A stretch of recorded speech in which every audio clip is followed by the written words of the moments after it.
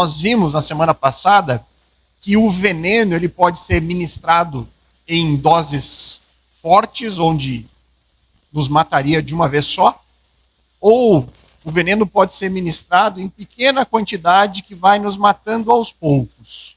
Não morreremos no primeiro momento, mas aquilo vai sendo, você vai tomando aquele veneno continuamente até o ponto que você está completamente morto. Assim é o veneno. E aqui é uma analogia para as doutrinas e para práticas que nós vemos que funcionam assim. Então, na semana passada, nós vimos um veneno de dose única. Qual é esse veneno? Quem lembra? Poxa, vou ter que repetir. Testemunhas de Jeová, nós vimos, né? A doutrina das testemunhas de Jeová, o que eles creem sobre o Espírito Santo, sobre a pessoa de Jesus, nós também entramos nisso e vimos que se nós abraçarmos essa doutrina, não há salvação. Né? Eles não creem no Espírito Santo como divino, uma pessoa da divindade, eles não creem em Jesus como divino. Né? Então, isso, consequentemente, um Jesus que não é Deus, um Jesus que não salva. E hoje nós veremos um veneno que não é dose única. É um veneno que ele é administrado em gotas. E esse veneno nós vamos encontrar no movimento carismático. No movimento entre os pentecostais. Na próxima semana nós trataremos sobre os continuistas. Então essas doutrinas, irmãos, eu quero já enfatizar aqui que eu não considero o movimento carismático, nem o movimento pentecostal, e nem os continuistas como movimentos heréticos. Eu considero isso como erros doutrinários. São erros doutrinários, não compromete a salvação de alguém. Porém, e aqui é a conta-gota, o veneninho que não mata num dia, mas pode matar depois, ele pode encaminhar as pessoas a um evangelho falso. É isso que nós temos visto nesses movimentos. Eles caminhando e abraçando um falso evangelho. E esse caminhar que leva a esse falso evangelho que é o problema. Lá chega um momento onde a pessoa acaba morrendo porque ela não pode ser salva por um evangelho que não é evangelho bíblico.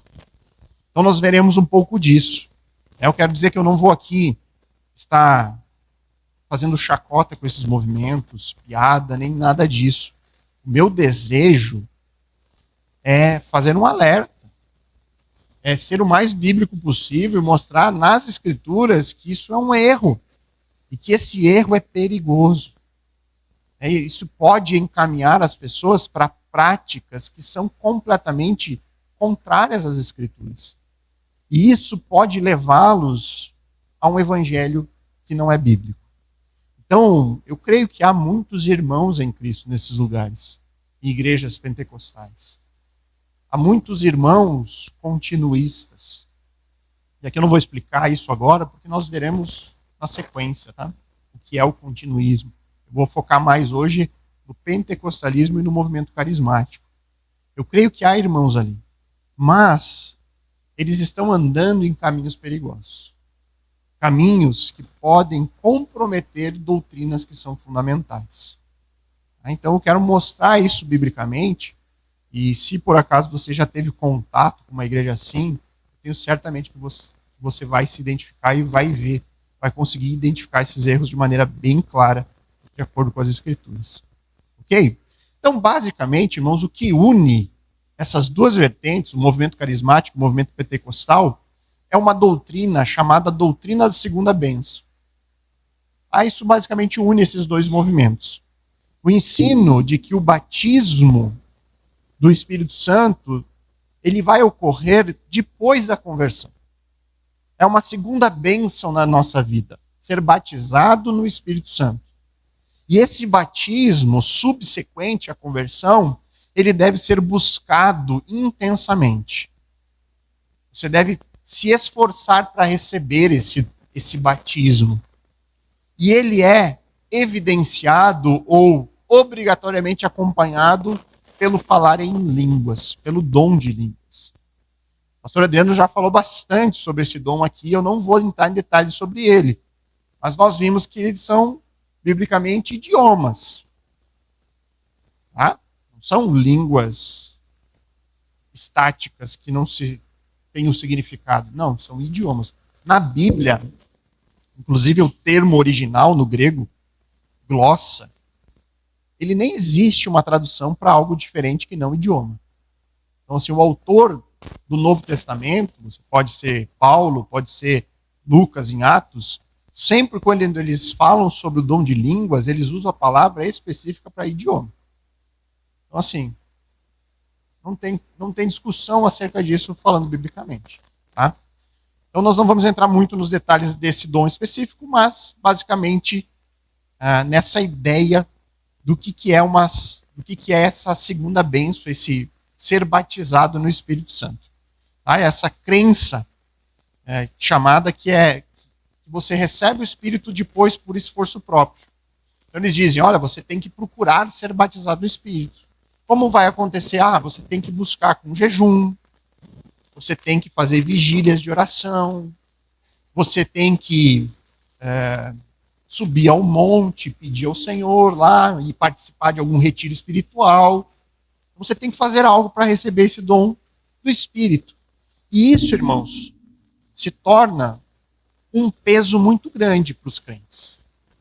Porque você vai ter dentro de uma comunidade pessoas que se disseram batizadas no Espírito e outras que não conseguem ser batizadas, que buscam, mas não conseguem. Não reproduzem aquelas línguas, não recebem aquilo que é dito que tem que ser recebido. E aí, irmãos, o que você tem? Você tem um peso insuportável sobre essas pessoas que se sentem inferior aos outros, que colocam sobre si uma carga de que, poxa, eu não sou espiritual o suficiente, eu não sou bom o suficiente para o Senhor me abençoar, eu tenho procurado, e o Senhor não me dá esse dom, então ele se sente inferior aos outros. E por outro lado, você tem uma grande hipocrisia daqueles que fingem ter recebido esse dom, que fingem ter sido batizados e reproduzem as práticas correntes dentro daquele meio.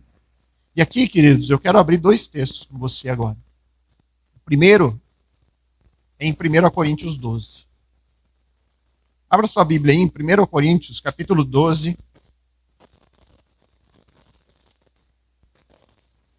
versos 13 e 14. 1 Coríntios, capítulo 12, versos 13 e 14.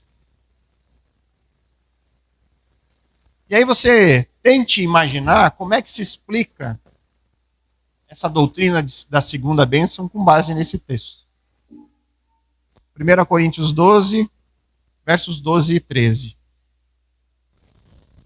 Paulo diz assim, o corpo humano, vou ver desde o 12 ali, que é o início do texto. O corpo humano tem muitas partes, mas elas formam um só corpo. O mesmo acontece com relação a Cristo. Paulo está fazendo uma analogia da igreja, da comunidade dos santos, com um corpo humano. E aí ele compara a igreja com o corpo de Cristo. Por quê? Porque Cristo é o cabeça desse corpo. E ele continua, alguns de nós são judeus, alguns são gentios.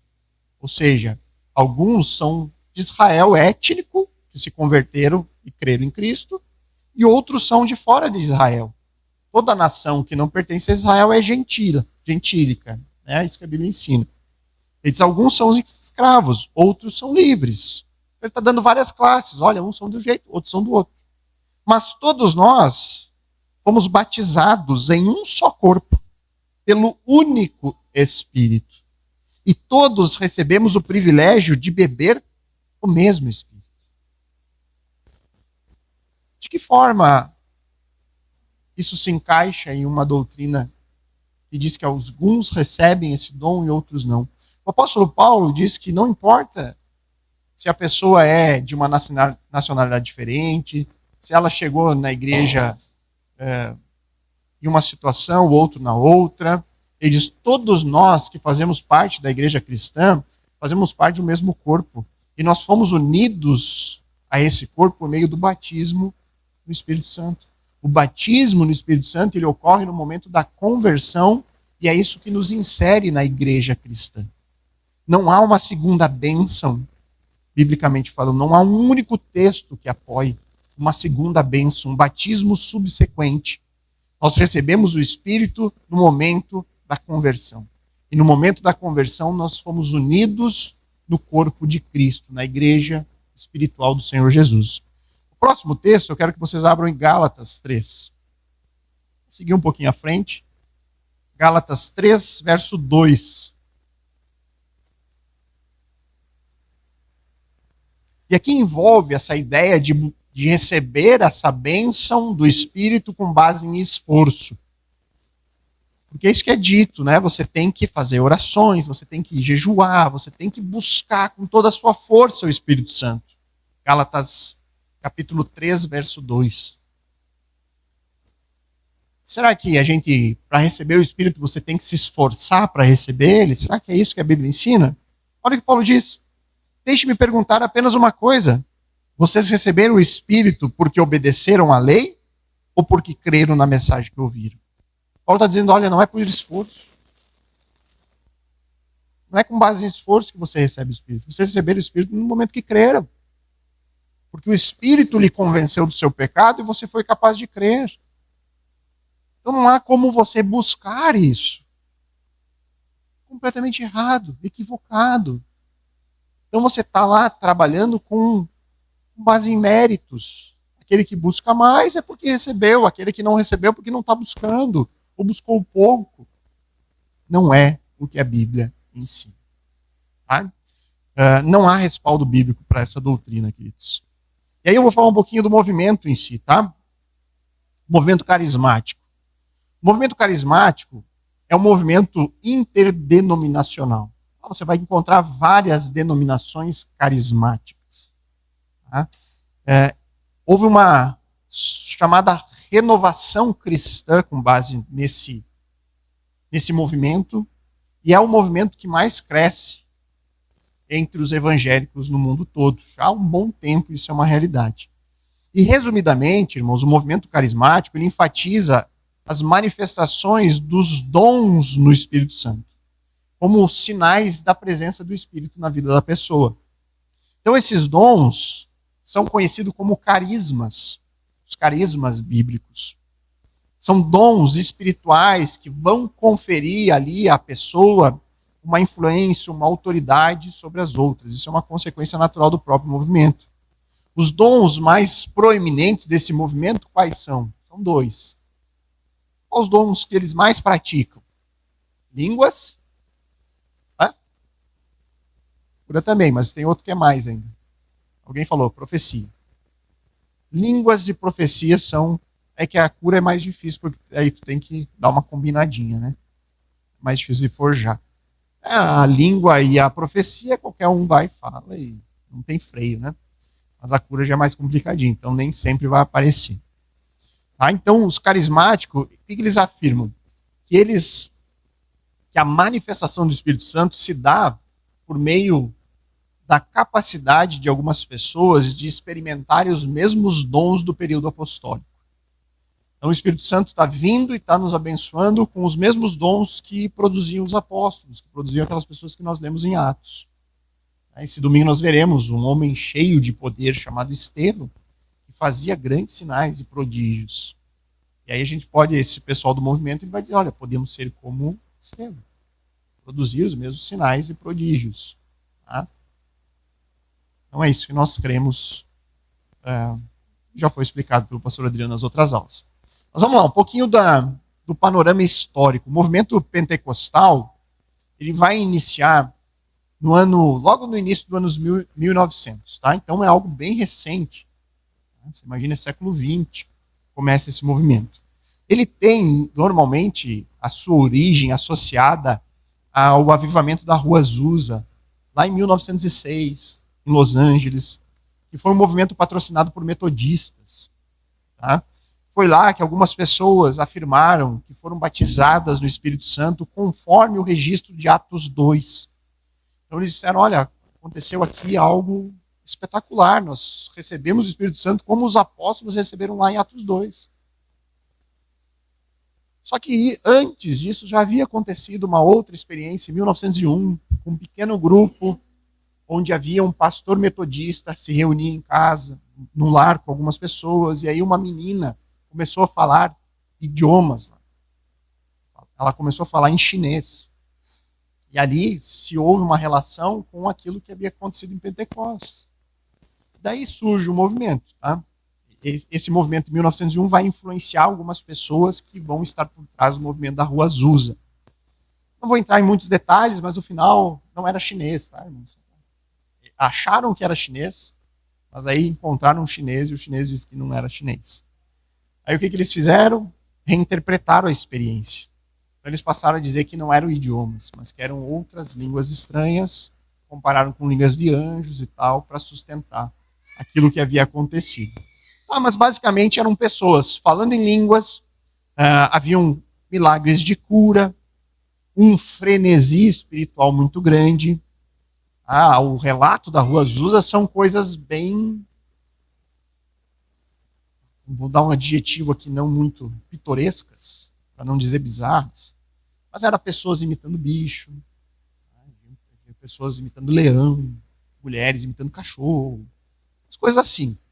Aí você fica, Espírito Santo, beleza. E aí começa esse movimento pentecostal, que também vai influenciar o que vai acontecer lá em 1960, depois de um bom tempo, que é o chamado a renovação carismática, que normalmente tem o seu início atribuído a uma igreja episcopal, a igreja de São Marcos, que fica lá na Califórnia. Lá, um presbítero dessa igreja, chamado Dennis Bennett, ele anunciou que ele tinha recebido o batismo pentecostal. Aquilo já havia ocorrido, o movimento pentecostal estava crescendo, e ele disse que ele recebeu esse mesmo batismo dos pentecostais ali naquele lugar. E ele junto com um grupo caseiro, com outros irmãos. E aí, logo, a liderança episcopal daquela igreja não gostou muito daquilo e expulsou esse presbítero. Aí ele, então, assume uma igreja nos Estados Unidos e ali ele começa a ter muito sucesso naquela igreja. A igreja cresce muito rapidamente.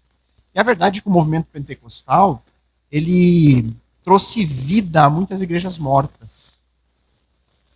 E aqui eu boto entre aspas a questão da vida.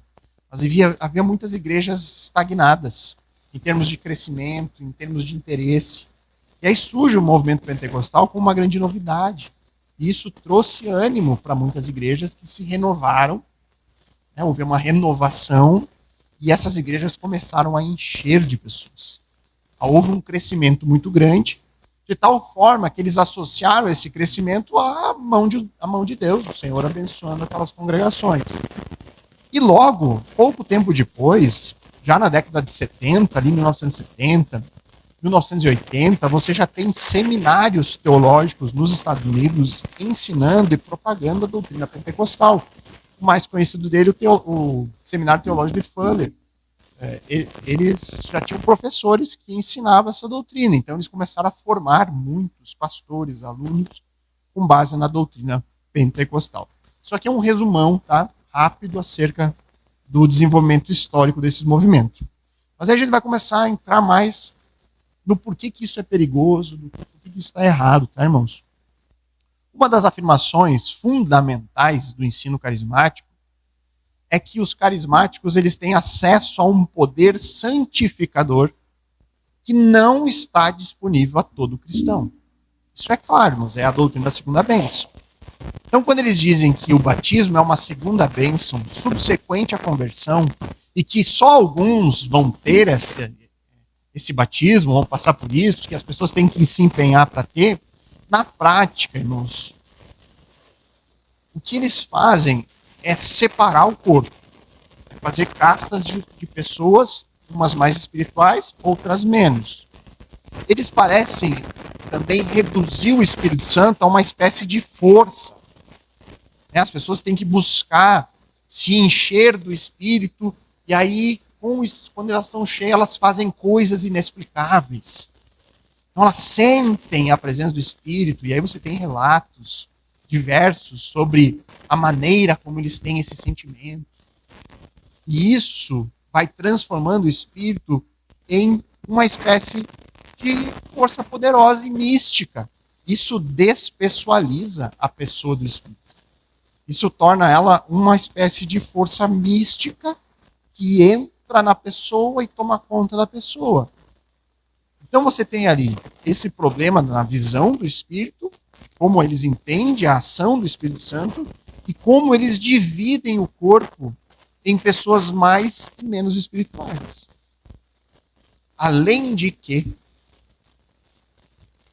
irmãos, vamos ser bem francos, uma pessoa que vê de fora essas práticas que são adotadas nesses movimentos, o que isso soa para alguém que está chegando? Imagina você chegar aqui na igreja e ter alguns irmãos de 4 imitando um leão. O que você vai pensar sobre essa pessoa? Sobre esse movimento, sobre essa igreja? Você vai pensar, nossa, tem alguma coisa errada.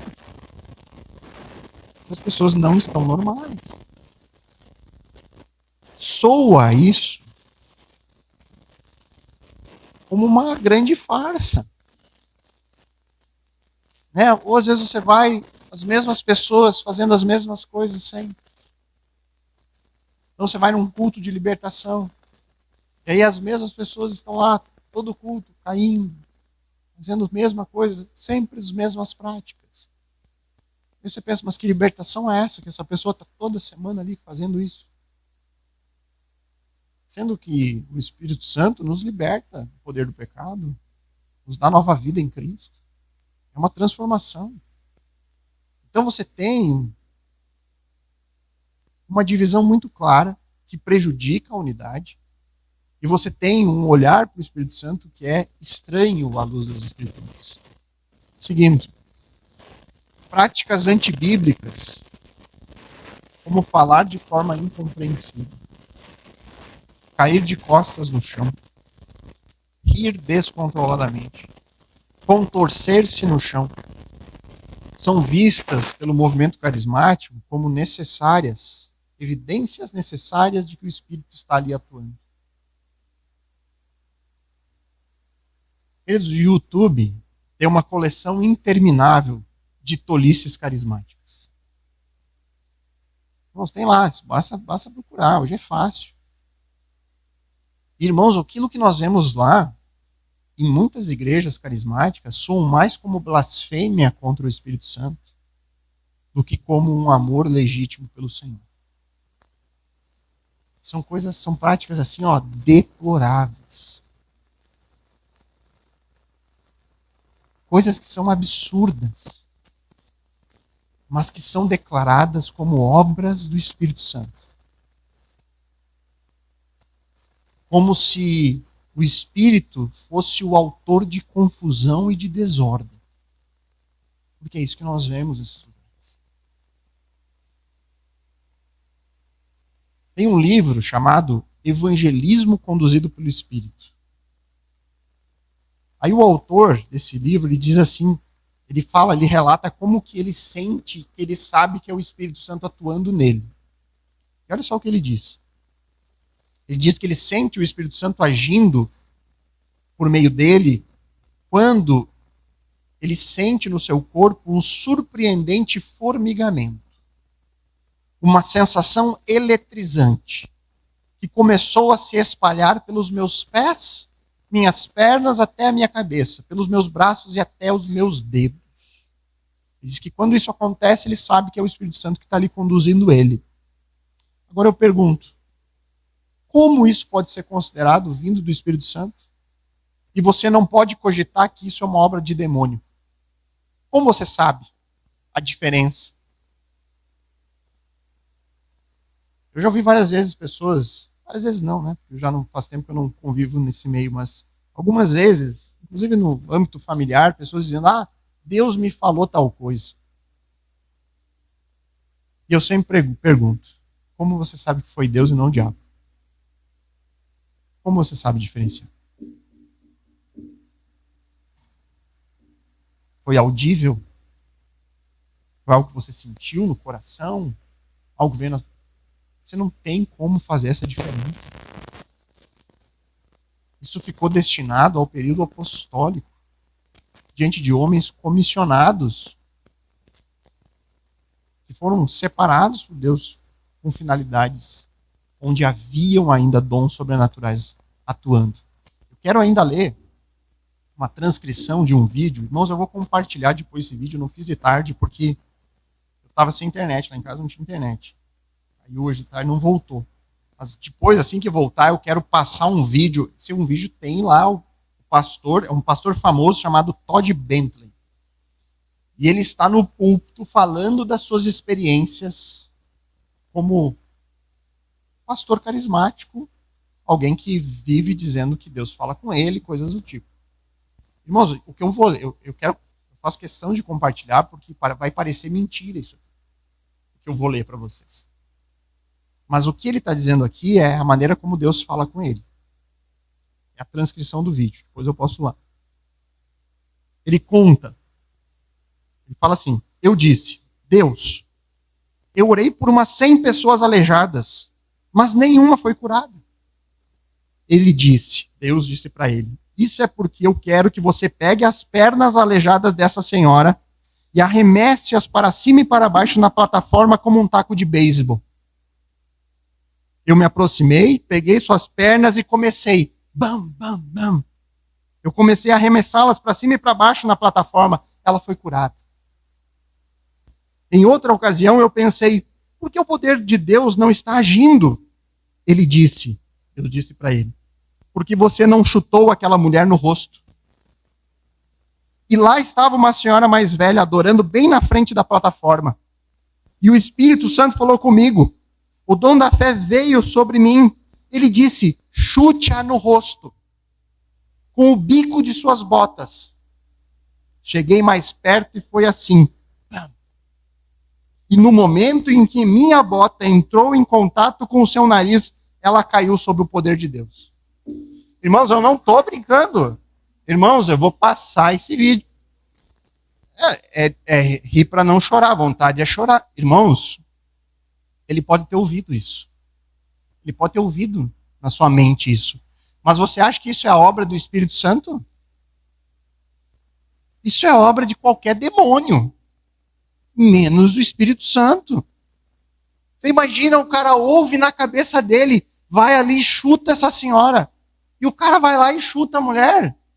E vai dizer que isso é uma obra de Deus.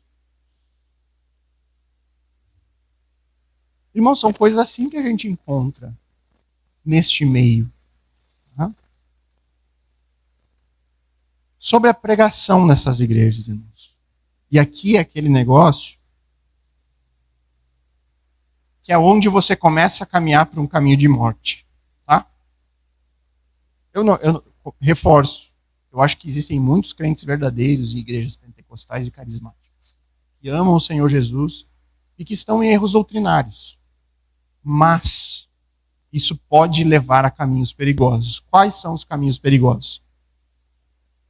Pastores carismáticos normalmente pregam uma mensagem similar.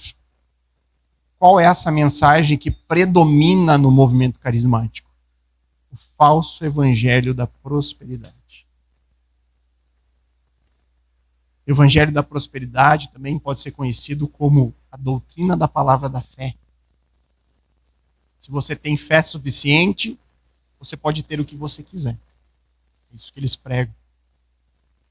Irmãos, esse evangelho, essa doutrina, não tem nada a ver com o evangelho de Jesus Cristo. Eles estão promovendo uma superstição grotesca. Nunca isso foi cristianismo autêntico. O Espírito Santo é ensinado nesse lugar como uma força mágica. Através dele você pode ter sucesso e prosperidade. E aí talvez alguém perguntaria, mas como pode então essas igrejas crescerem tão rapidamente? Como pode ter tantas pessoas ali sendo enganadas? Irmãos, o que é prometido nesses lugares? É prometido bem-estar físico, curas. É prometido riqueza material. É prometido uma vida fácil. Irmãos, isso atrai a carne. Quem não quer ter essas coisas? Qual ser humano não quer desfrutar de saúde, riqueza e facilidade? Você acha estranho porque essas igrejas estão lotadas? Aí eles encobrem isso com uma linguagem de fé.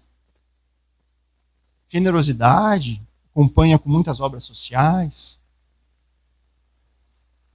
Mas essa tática visa apenas lucro.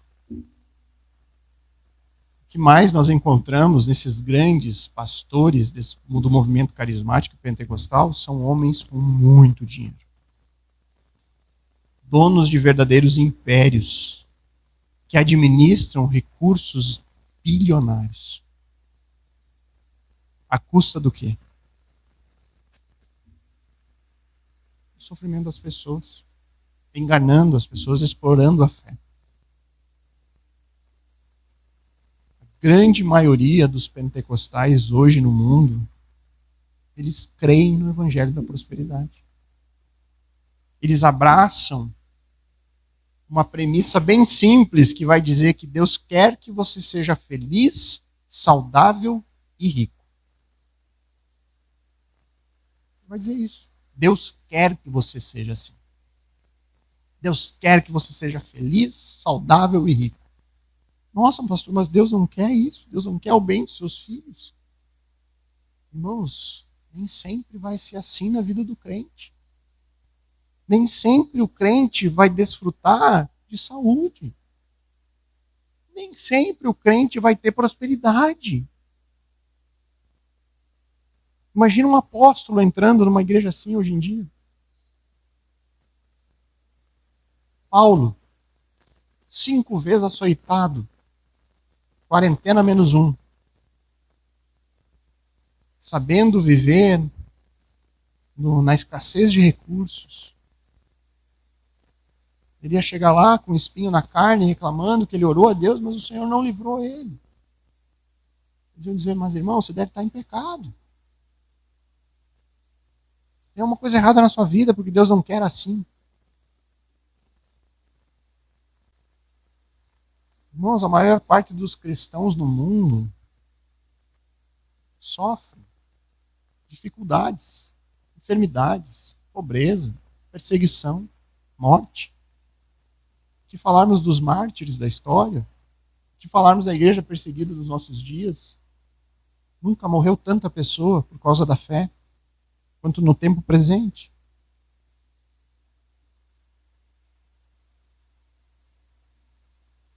Essa doutrina ela não sustenta por muito tempo. A pessoa ela fica ali por algum tempo. Mas daqui a pouco ela vê que nem tudo aquilo não fecha. Ou ela começa a se revoltar contra Deus. Porque Deus não está me dando aquilo que Ele dá para os outros. E ela se afasta. Às vezes cria um rancor, uma mágoa tão grande que ela não quer nem ouvir mais falar do Evangelho, falar de igreja. Porque estão vendendo algo que é falso, algo que é mentiroso. Não é a obra do Espírito que está atraindo as pessoas para esses lugares. São as promessas de bens materiais, são as promessas de cura, são as promessas de felicidade. É isso que atrai. É isso que lotam as igrejas. Muitas comandadas por descrentes. Por pessoas que não creem em Deus. Que estão lá apenas por um negócio. Na prática, irmãos, esse movimento ele tende a elevar a experiência religiosa acima da verdade bíblica. Embora você vai encontrar muitos ali reconhecendo a autoridade da palavra, na prática eles só fazem isso verbalmente. Ah, eu creio na Bíblia. Ah, creio na Bíblia? Então vamos aqui estudar um texto junto. Ah, mas veja bem. Foi isso que aconteceu na origem, lá em 1901.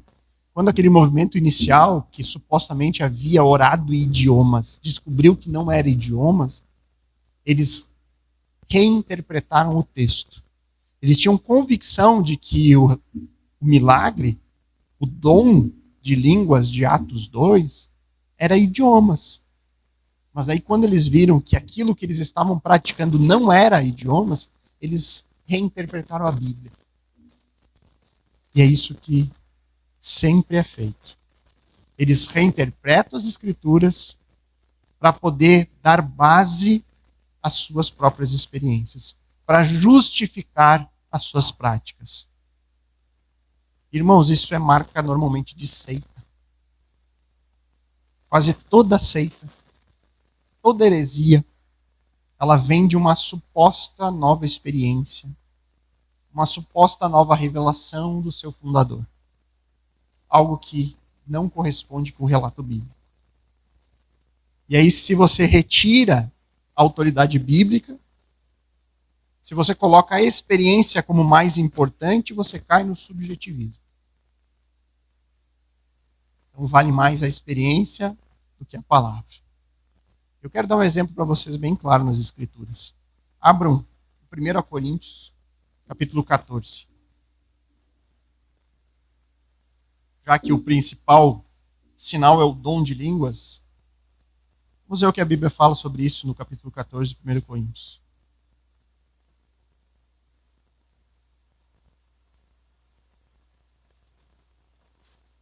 A partir do verso 6.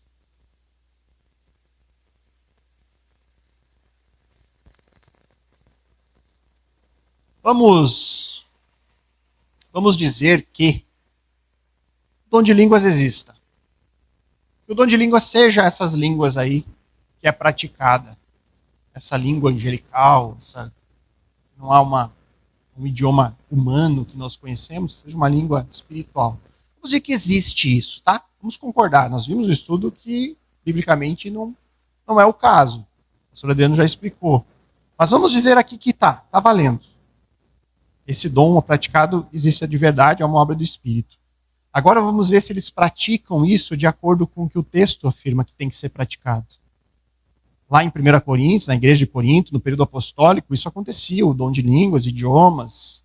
Isso estava presente na igreja. E Paulo aqui lhe dá orientações sobre isso. Olha só o que ele diz. A partir do verso 6 ali. Irmãos, se eu for visitá-los e falar em línguas, em que isso os ajudará? Mas, se eu lhes trouxer uma revelação, um conhecimento especial, uma profecia ou um ensinamento, isso lhes será proveitoso.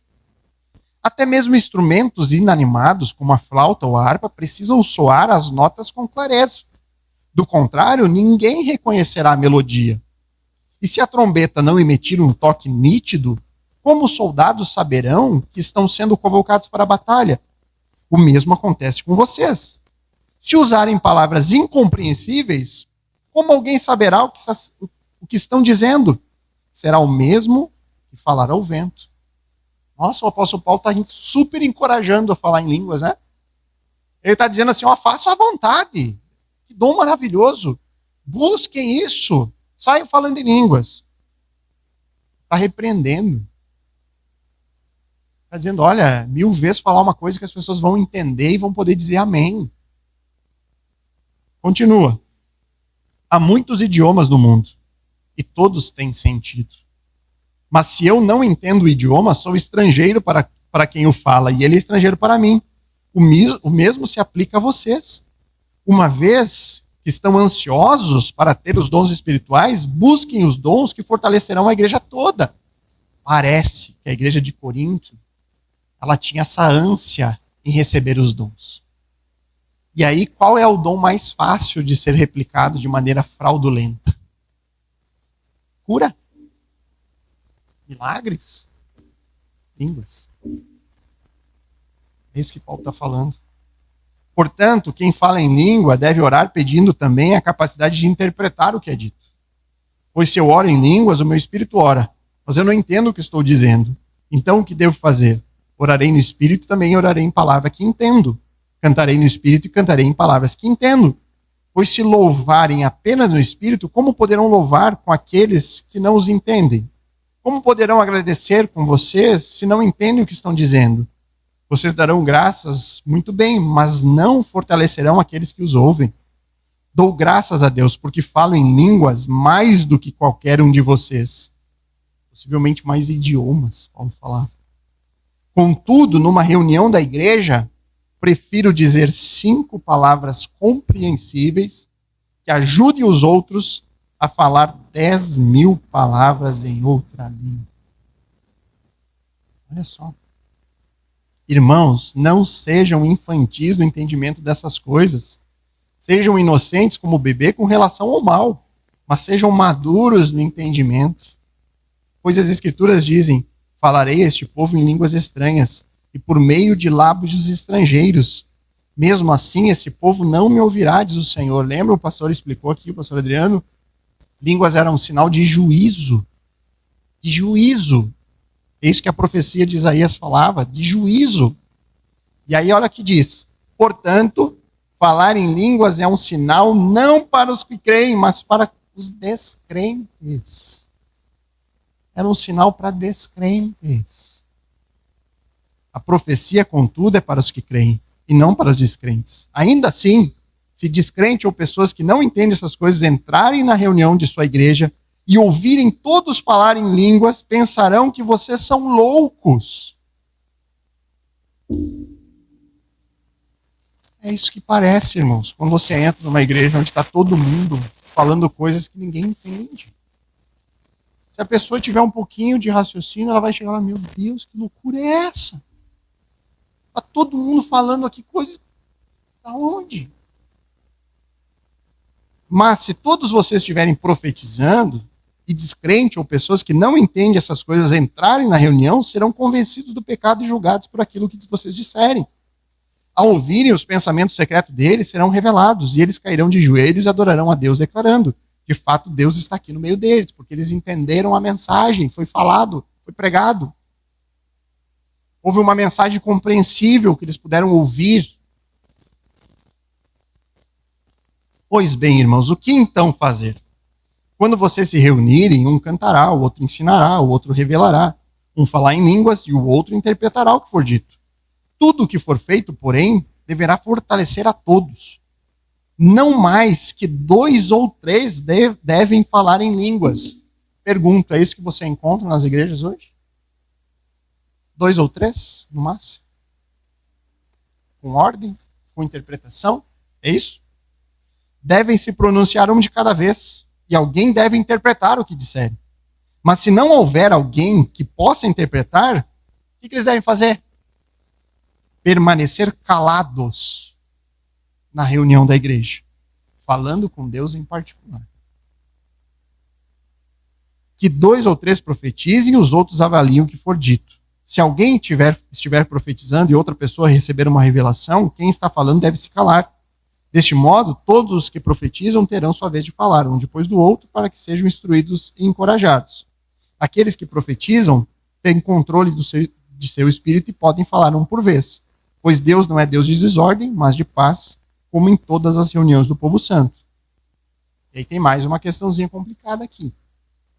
Verso 34. As mulheres devem permanecer em silêncio durante as reuniões da igreja. Ou seja, elas não devem orar em línguas, falar em línguas de maneira alta. Não é apropriado que falem. Devem ser submissas, como diz a lei.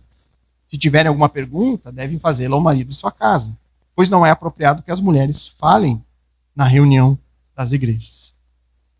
E aí podemos parar por aqui. Então, o que Paulo diz aqui sobre o dom de línguas específico, que é o foco? Que deve ser 2 ou no máximo 3. Que isso é um sinal para descrentes. Não é uma edificação pessoal, como falam por aí. Que deve ser feito com ordem. Tem que ter quem interprete. E que as mulheres não devem falar. Pergunto. É assim que é praticado hoje em dia? Então, irmãos, do que vale a palavra se não é seguida? Como é que o Espírito Santo está produzindo grandes coisas se o Espírito, que é o próprio autor da palavra, está indo contra a sua palavra?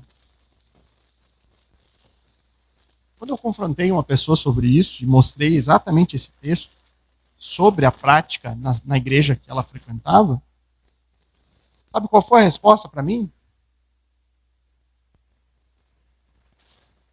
Isso foi Paulo que falou, não foi Jesus. Então, o que acontece? Qual que é o argumento? Eu reinterpreto a Bíblia de acordo com a minha experiência. A minha experiência ela é tão querida que eu não estou disposto a abrir mão dela. Se eu precisar torcer a Bíblia, eu farei isso. Agora, o que é então uma verdadeira obra do Espírito? Como saber diferenciar uma obra do Espírito Santo de Deus, de uma obra que não vem do Espírito? Abram comigo em 1 João, capítulo 4.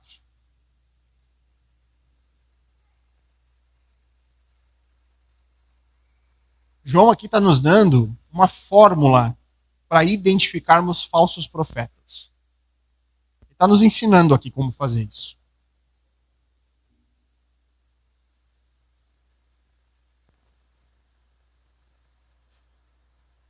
Ele diz ali: amados, não acreditem em todo o Espírito, mas ponham-no à prova para ter certeza de que o Espírito vem de Deus, pois há muitos falsos profetas no mundo. Assim sabemos se ele tem o Espírito de Deus. Todo espírito que reconhece que Jesus Cristo veio em corpo é de Deus.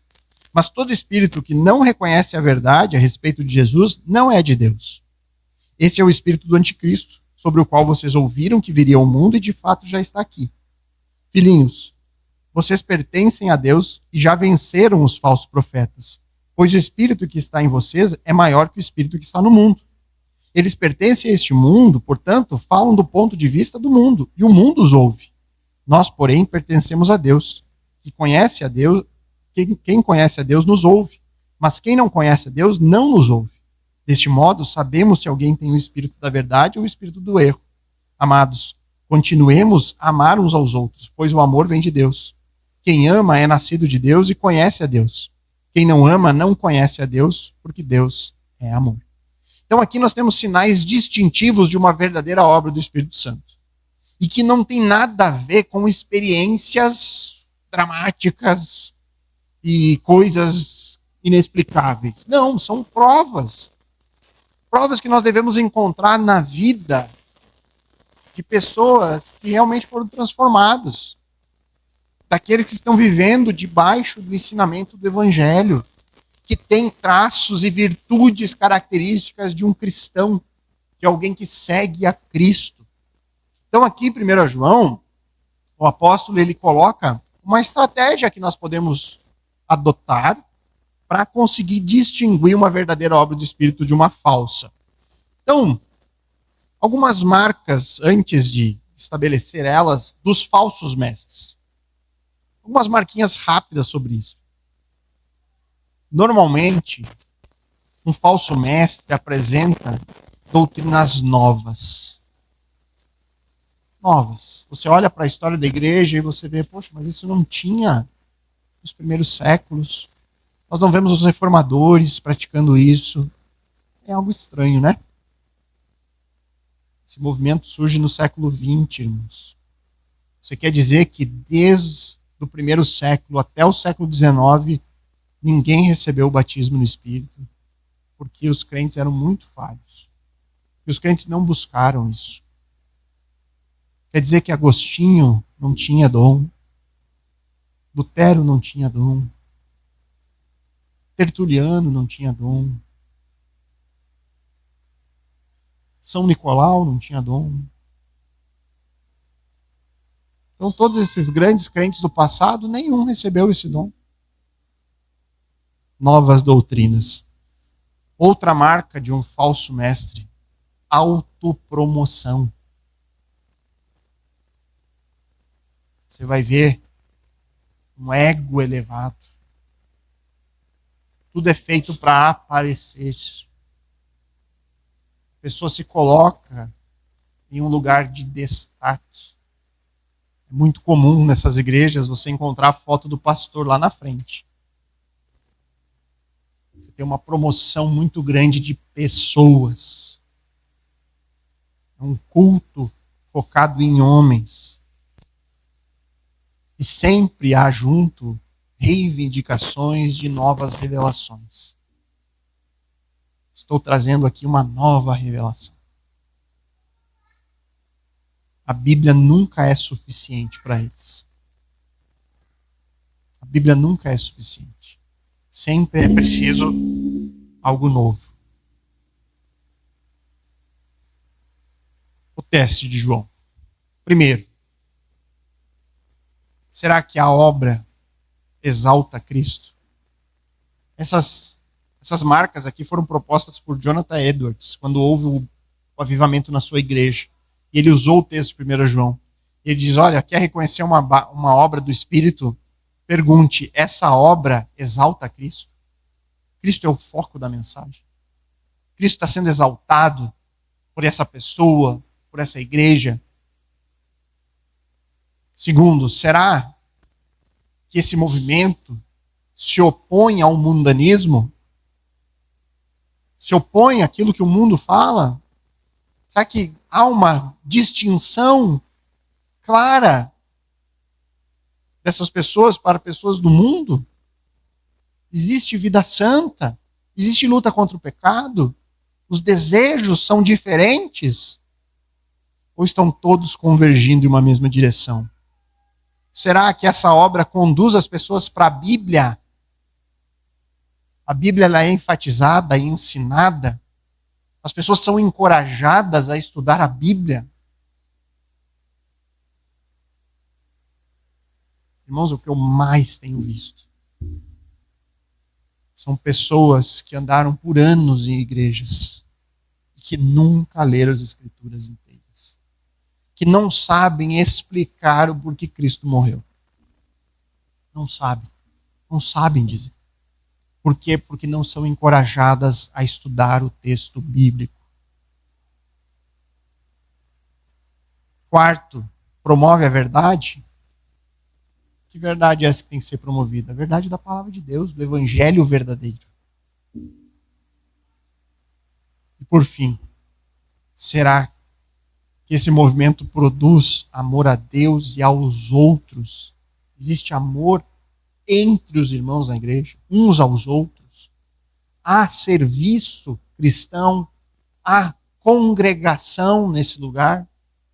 As pessoas se preocupam umas com as outras, oram umas pelas outras, trabalham uma em prol das outras. Porque é isso que Deus gera.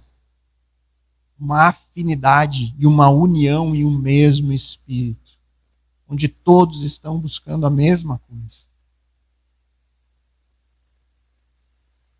Quando os dons espirituais, poder milagroso, ou promessa de saúde e riqueza são colocadas em lugar de destaque, porque é isso que ocorre, irmãos. Nessas igrejas, o destaque está no milagre. O destaque está em experiências. E aí então o foco está longe de ser Cristo. Irmãos, esse tipo de desvio não vem do Espírito. Ser cheio do Espírito é ser centrado em Cristo. O Espírito Santo nos leva até Cristo. O objetivo fundamental e principal do Espírito é nos conduzir para Cristo. É isso que diz Hebreus 12, verso 1 e 2. O Espírito Santo exalta Cristo.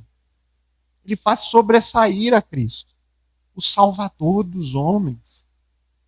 Então o culto cristão bíblico, ele tem sempre a pessoa de Jesus como alvo. É o Evangelho, pregação cristocêntrica, mensagem que sempre conduz a Cristo. Toda pregação vai levar as pessoas até Cristo, vai apontar para Ele como Salvador.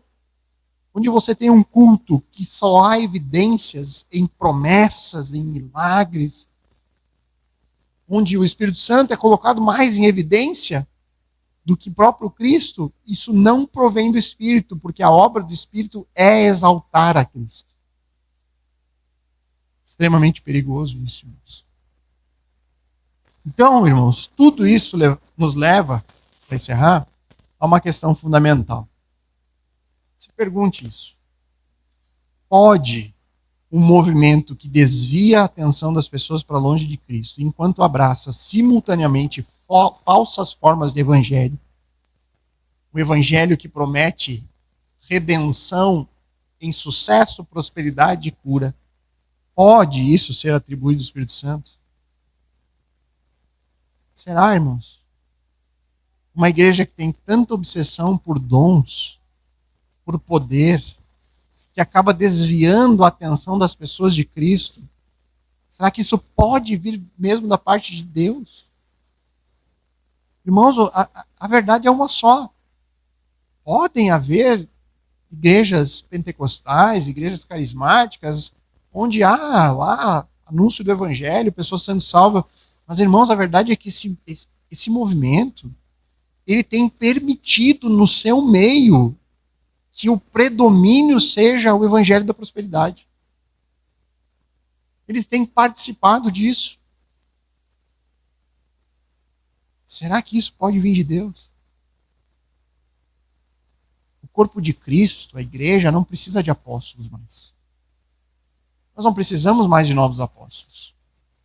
Nós não precisamos mais de curandeiros, de milagreiros. O que a igreja precisa é um retorno ao Evangelho. Um retorno à santa palavra de Deus. O que a igreja precisa não são pessoas poderosas fazendo grandes sinais. São pessoas proclamando a verdade de Deus. Anunciando que a salvação está disponível somente em Cristo Jesus. Falando de pecado. Falando sobre o inferno. Contando qual é a má notícia. Para que então a boa nova faça sentido aos ouvidos das pessoas. É isso que nós precisamos, irmãos. Então, queridos, como eu disse lá no início, esse é o tipo de veneno que ele pode ser dado em pequenas dosezinhas. Até em um primeiro momento parece inofensivo. Mas o que tem? Mas quando ele vai e abraça um evangelho que é mentiroso, isso se torna mortal. E aqui mais uma vez, irmãos, tentando ter todo o cuidado para não ser ofensivo. Eu não estou aqui para ridicularizar um movimento, para simplesmente falar mal por falar mal. Isso aqui é um alerta. Basta lermos a Bíblia. Basta seguirmos o que diz a palavra. E, consequentemente, nós nos afastaremos disso. Inevitavelmente. Vamos ter um momento de oração agora, queridos? Alguma dúvida? Questionamento? Qualquer coisa, o pastor Adriano daqui 2 semanas está de volta, vocês perguntam para ele. Oremos. Pai bondoso,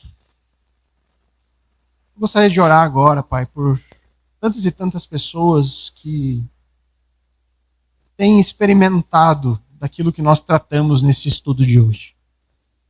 Pessoas muitas vezes sinceras, Senhor, nas suas práticas, que têm no coração um bom desejo de fazer a tua vontade, mas que muitas vezes estão em erros, em enganos, porque foram ensinadas assim, porque confiam nos seus líderes. Mas, Pai, eu peço que o Senhor gere um verdadeiro despertar do Espírito nessas pessoas. Assim como nós temos visto o grande crescimento da Igreja Reformada, o grande crescimento de um retorno às Escrituras que foi feito ainda lá pelos reformadores no século XVI. O Senhor tem levantado muitas pessoas para também ser voz ativa entre esses meios carismáticos e pentecostais. E eu faço aqui, Senhor, um clamor com compaixão por esse povo. Porque um dia eu sei que muitos de nós aqui também andaram nesses caminhos enganados. O Senhor possa, Deus, estender da tua misericórdia, do teu amor bondoso, abrindo os olhos das pessoas, levando as pessoas até as Escrituras, a palavra, fazer com que eles possam viver verdadeiramente de acordo com o teu Santo Espírito, que é o autor primário das Escrituras. Nos dá, Senhor, esse senso de compaixão, de amor, que a gente não cesse as nossas orações por essas pessoas.